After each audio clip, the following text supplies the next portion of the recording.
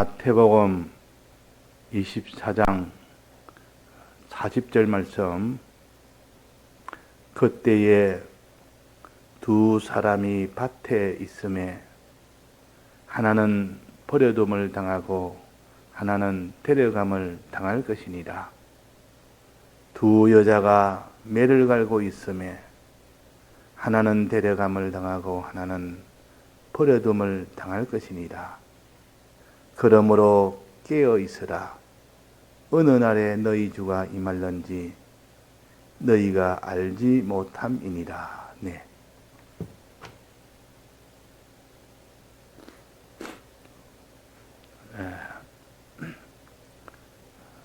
우리가 이 땅에 사는 생활은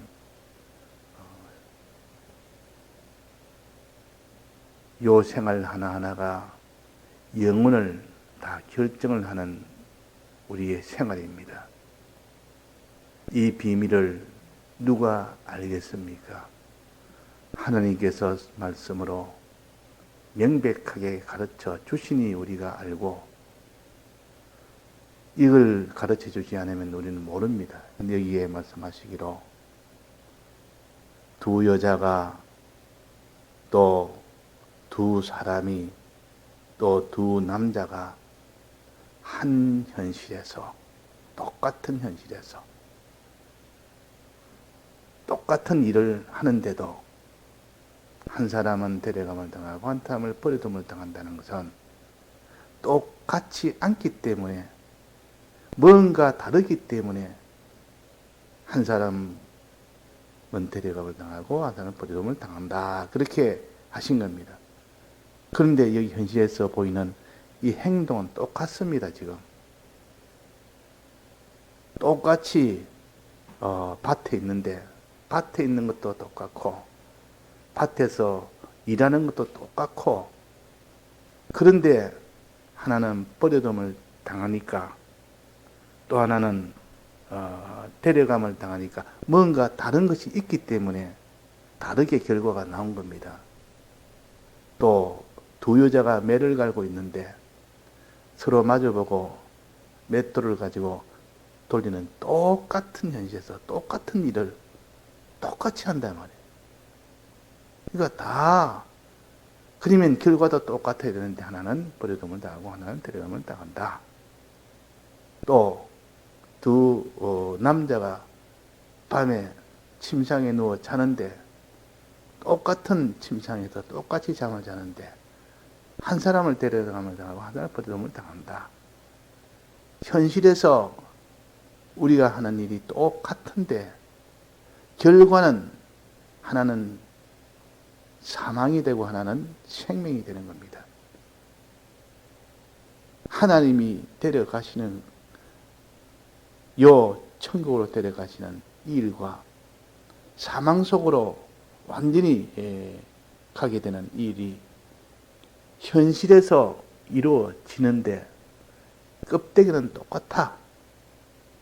같은 현실, 같은 일 했는데도 이렇게 다른 결과가 나는 것은 뭔가 다른 것이 있다. 뭐가 다를까?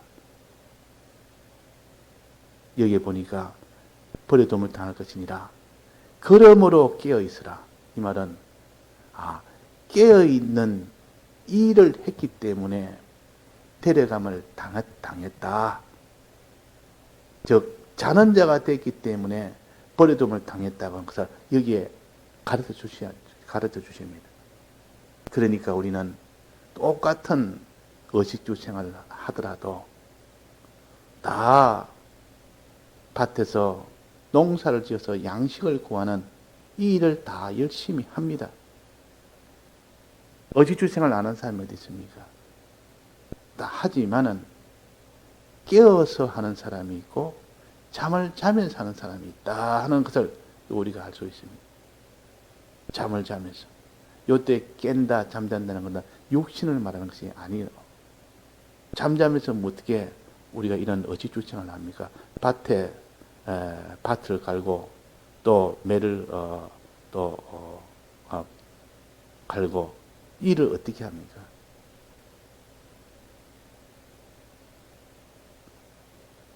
한 자리에 또 잠을 자고, 이때 말하는 깨어있다는 것은 육신이 깨어있는 것이 아니고, 잠자는 것은 육신이 잠자는 것이 아니고, 우리의 신앙이 깨어있는 신앙, 우리의 신앙이 잠자는 신앙을 가르칩니다. 똑같이 밭에 일을 하면서 아침에 출근을 똑같이 했는데, 한 사람은 신앙이 깨어서 출근을 하고, 신앙이 잠자면서 출근한다 그 말입니다. 똑같이 가정에 이 일을 하는데 한 사람은 깨어서 가정일 하고 하나는 잠을 자면서 가정을 한다. 신앙이 깨어서 하는 그 생활은 다 데려감을 당하고, 신앙이 잠자면서 하는 그 신앙은 그는 어떤 생활을 하더라도 그것은 다 버려둠을 당하는 것이다. 그러니까 이 눈에 보이는 육신 생활, 의식주 생활, 여기에서 결정되는 것이 아니고, 데려감을 당하고 버려둠을 당하는 생명과 사망의 결정은 여기서 결정되는 것이 아니고, 깨어있느냐 잠자느냐, 즉 우리의 신앙 생활이 잠자는 신앙 생활이냐 깨어있는 신앙 생활, 여기서 결정이 되는 겁니다. 여기서. 그래서 오늘 내가 농사일을 잘했습니다. 사업을 잘했습니다. 오늘 내가 직장 생활을 아주 잘해서 승진도 되고, 또 거기에 수입이 많아서 많은 오늘 또 수입을 얻었고, 그럼 오늘 내가 오늘 일을 참 잘했다 이렇게 생각할지 몰라도, 잠자는 신앙으로 했다면 그것은 버려둠을 당하는 결과가 옵니다. 그러나 그날에 무슨 이 수입이 적고 자기 하는 일이 제대로 잘 안 됐고, 모든 것이 다 이 모든 밭의 일이 다 절단났고 해도 깨어 있으면서 했다면 데려감을 당하는 겁니다. 그 신앙이 깨어 있느냐, 그 신앙이 잠자느냐는 여기에서 주님이 데려갔냐, 주님이 버리느냐 하는 결정이 된다는 것을 우리가 알면서, 오늘 우리가 단지 현실이라는 이 생활에 여기서 육신의 이 의식주 생활을 하면서, 실은 그것은 외부요. 그것은 안 믿는 사람도 그 일하고 믿는 사람도 그 일하지만은, 믿는 사람은 그 안에 특별하게 깨어있는 생활을 하면서 한다. 믿는 사람이야 뭐 신앙을 다 잠자면서 하니까 그는 깨어있는 줄도 모르니까 그냥 그렇게 삽니다. 그래서 우리가 현실 생활을 하는데 그 현실 생활은 오랫동안 하지 못합니다. 유한합니다. 유한. 딱 끝날 날이 있습니다. 그 끝이 날 날을 어떤 때냐? 주님이 오시는 날이요. 도적이 오는 날이요. 주님이 도적같이 온다 그랬습니다. 이 말은 언제 오실지를 모른다. 깨어있대. 항상 깨어있으라. 항상. 주님이 오실 날을 모르게 해놓고 우리는 항상 깨어있도록, 신앙이 항상 깨어있도록 해야 된다. 도적이 오는 시점을 알려주지 않았고, 그러니까 항상 깨어서 도적 맞지 않게 않으려면 항상 깨어야 된다. 우리에게는 항상 깨어 있어야 우리에게 복이 있기 때문에 그런 겁니다. 우리가 오는 경점을 알았다면 오지 않는 그 시간대에 잠을 자게 되어 있습니다. 올 때는 딱 깨어서 있지만 오지 않을 그때는 잠을 자게 되어 있단 말이에요. 그러니까 항상 깨어 있어야만 되는 그런 이유가 있기 때문에 주님은 도적같이 몰래 오십니다. 그러니까 잠을 안 자고 항상 깨어 있을 수 있는 그런 조건을 다 만들어 놨단 말이에요. 우리는 항상 깨어 있는 것이 우리에게 유익하기 때문에 그런 겁니다. 그 누가 언제 한다, 몇 월 몇 시에 주님 오신다. 이라면 오시기 전까지는 아직 안 오니까 그때는 아직 긴장이 다 풀려 있고 그때는 아직은 오지 않으니까 오는 그때 준비 잘하자. 이런 신앙이 되어버리면 그 사람은 오는 그때는 준비를 할지 몰라도 평소에는 준비를 못하게 됩니다. 우리의 신앙은 현실을 평소에 어떻게 신앙했느냐 하는 그것을 지금 따지는 것이지, 그것이 이어져서 오는데 그 순간까지도 그것이 이어져서 주님 오실 때도 보는 것. 그래서 주님 오실 때는 오시기 전까지 어떻게 깨어 있었느냐, 또 올 때도 어떻게 깼느냐, 이렇게 보십니다.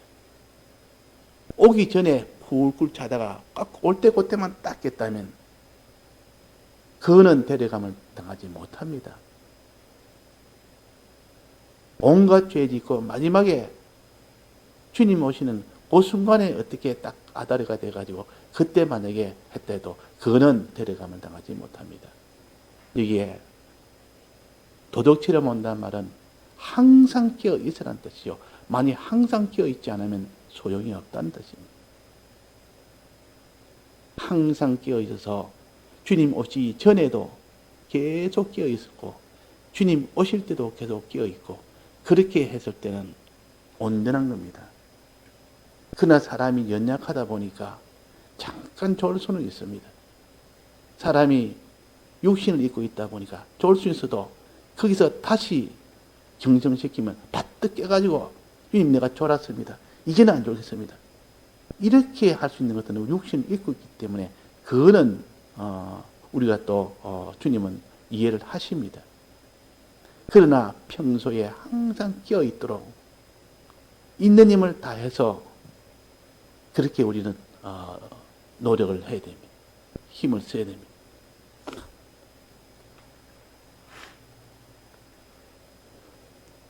자, 그래서 그러면 깨어 있으면 주님이 데려감을 당한다.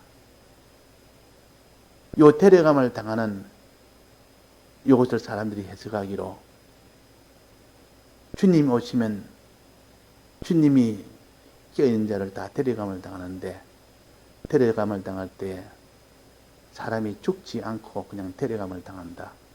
이렇게 해석을 해서 주님 오실 때 안 죽고 사람이 산채로 그냥 데려감을 당한다. 이렇게 해석을 해가지고 우리는 산채로 우리는 요 몸 그대로 우리는 데려감을 당할 수 있다. 이렇게 합니다. 그걸 근거로 말해서 에녹은 죽음을 보지 않고 하늘에 올라갔지 않느냐. 죽음을 보지 않고 올라갔지 않느냐. 엘리야도 죽음을 보지 않고 산채로 갔지 않느냐. 우리도 부활할 때 요 몸이 죽지 않고 그대로 산채로 가리라. 그랬습니다. 그래서 그게 근거해서 데살로니가 사장에 있는 것처럼 주님이 나팔 소리에 주님이 재림하시 그때에 공중에 들림을 받는다. 그때 공중에 들림을 받는다. 이러니까 죽지 않고 공중에 들림을 받는 이것이 데려감을 당하는 것이구나. 사람이 죽음을 다 싫어하니까 육체의 죽음을 싫어하니까 그런 생각을 해서 그렇게 해석을 합니다. 그러나 그것은 성경을 잘못한 것이요. 우리는 반드시 죽고 어떤 자라도 이미 죽은 자는 이미 죽었기 때문에 다시 부활하여 데려감을 당하고 살아있는 자는 죽고 부활하여 데려감을 당하는 겁니다. 죽지 않고 이 몸을 가지고는 데려감을 당할 수가 없습니다. 그래서 고린도전서 15장에 보면 나팔 소리에 호련히 변화하여 그랬습니다. 호련히 변화하여. 나팔 소리가 나면 호련히 변화부터 해가지고 그래서 데려감을 당한다. 변화란 말은 부활한다 그 말이에요. 죽은 것이 다시 살아나는 그것을 변화라, 부활이라. 그래서 성경은 우리의 육신이 죽는 것을 잠자는 것이라 그랬습니다. 지금 여기 말하는 깨어있으라, 잠자라는 요가 의미가 다릅니다. 육신이 우리의 고기 덩어리 육신이 이것이 죽는 요 죽음을 가르쳐서는 잠자는 것이라. 그러나 이 고기 덩어리 육신이 다시 살아나는 것은 요거는 깨어나는 것이라도 표시를 하는데 요거는 부활하는 것이라. 그러니까 이 육신이 잠자는 거, 육신이 깨어나는 거, 즉 육신이 깨어나는 것을 부활이라 그럽니다. 여기서 말하는 깨어있으라 하는 용어는 우리의 그 육신을 말하는 것이 아니고 우리의 신앙을 말하는 것입니다. 잠자는 신앙생활 하지 말고 깨어있는 신앙생활 하라 그럽니다. 그러니까 여기서 데려감을 당한다 하니까 에녹도 엘리야도 죽음을 보지 않고 갔지 않느냐. 우리도 육신이 죽지 않고 간다. 육신을 말하는 것 아니요. 구약에서는 죽음을 보지 않고 갔단 말은 신앙의 영원한 하나님과 연결을 가지고 갔다 그 말입니다. 연결이 끊어진 사망이 아니라 하나님과 연결을 가진 그 생명을 말하고 연결이 끊어진 그 죽음을 말하는 겁니다. 그것 없이 하나님과 연결돼서 에녹은 하늘나라에 갔다는 뜻이지 육신이 죽지 않고 간다는 뜻이 아니라 말이에요. 이게 구약은 그렇게 가르칩니다. 신약에 와서는 잠자는 자가 이제는 깨어난다. 거기 부활이라.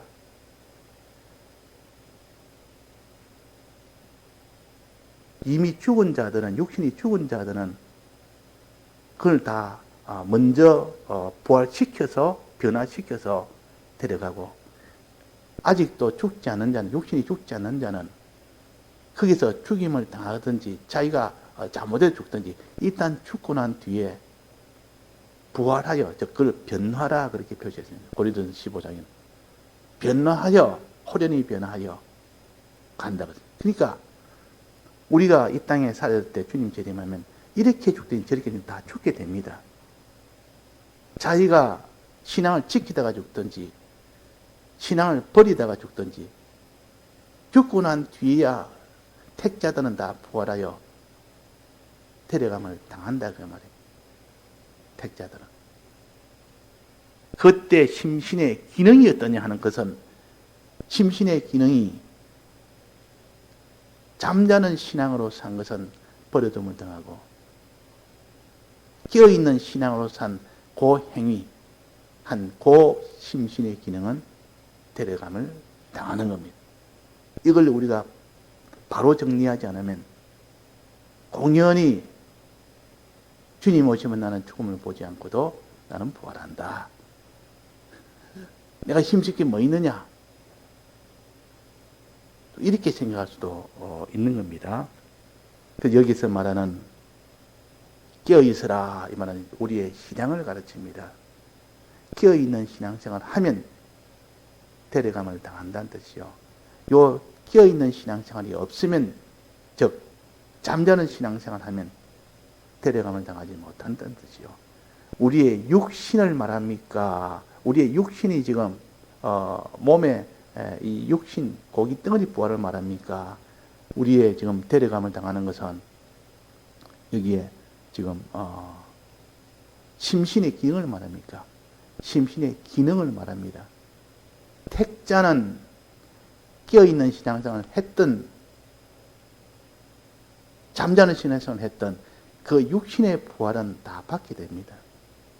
택자는 다 받게 된단 말이에요. 그러나 여기에 심신의 기능은